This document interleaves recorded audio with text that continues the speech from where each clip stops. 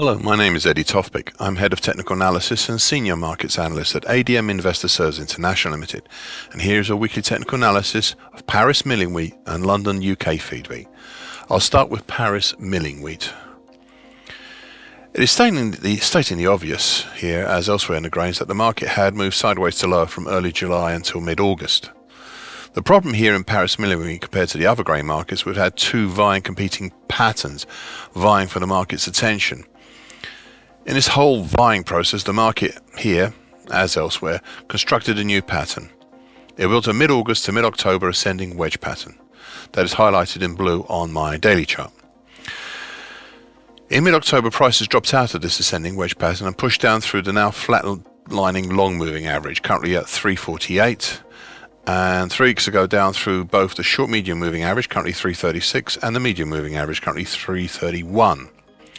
By doing this, the market showed an earlier bearish incentive compared to the other grains.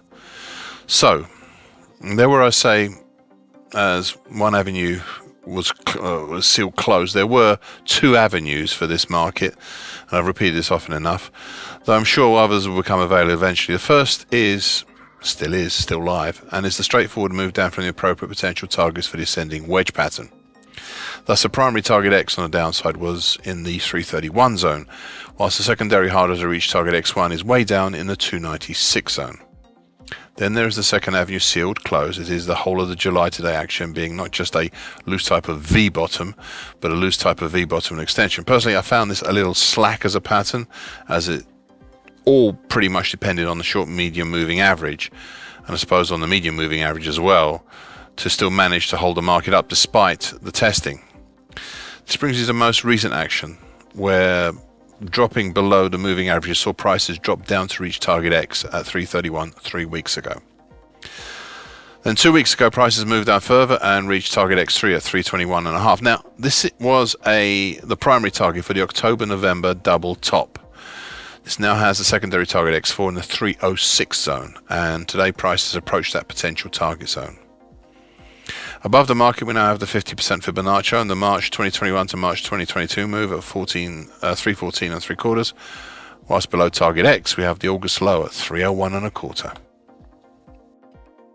London UK feed wheat. From mid-July to the end of September, we had a shallowy bearish channel that morphed into a shallow descending broadening wedge pattern, which again morphed in mid-August into a bull channel. This is highlighted in blue on my daily chart. Mid-October, the market made a weekly key reversal down that broke down through the lower bull channel line and started the next major move, this time a move lower. Prices additionally broke down through the medium and long moving averages, currently 268.05 and 267.35 respectively. Now watch out for this pair, as they are on course to make a dead cross soon.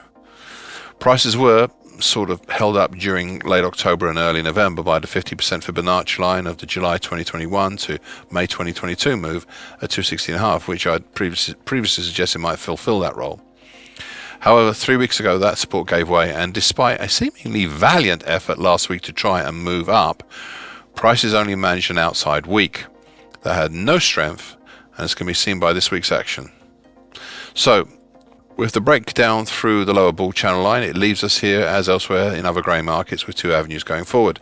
No doubt more will become available eventually. The first is a straightforward move down with potential targets for the break below the bull channel. In this case, a primary target on the downside was already achieved in the 269 zone, whilst a secondary harder to reach target X1 is almost achieved in the 239 zone.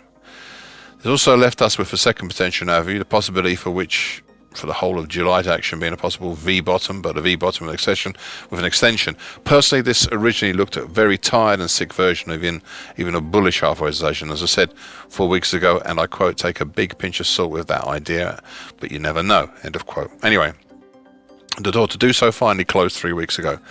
The first of the grains where such a pattern has completely failed to produce. What has this all taught us? Well, we've since moved lower through the August low at 251 even, then the 50% Fibonacci line of the September 2019 to May 2022 move at 245.10, followed by the neckline of the small December 2021 to February 2022 reverse head and shoulders bottom. That's currently at 241.5. leaving us only a little to make it down to target X1 at 239. We now have to see if the 239 zone will hold this decline, which includes the previous all-time high at 238 3/4. If it doesn't, then there is a series of old congestions from 2012 between 230.10 and 223.10, and another dating from 2013 between 215 and 217.80. These may in turn be in the frame, but let's see what the 239 zone holds in store first. Thank you for listening. This weekly broadcast gives essential market patterns and consequences. Please be aware of the risk disclaimer posted with this broadcast. Copyright is Eddie Tofpik and ADM Investor Services International Limited. And here comes the final bit.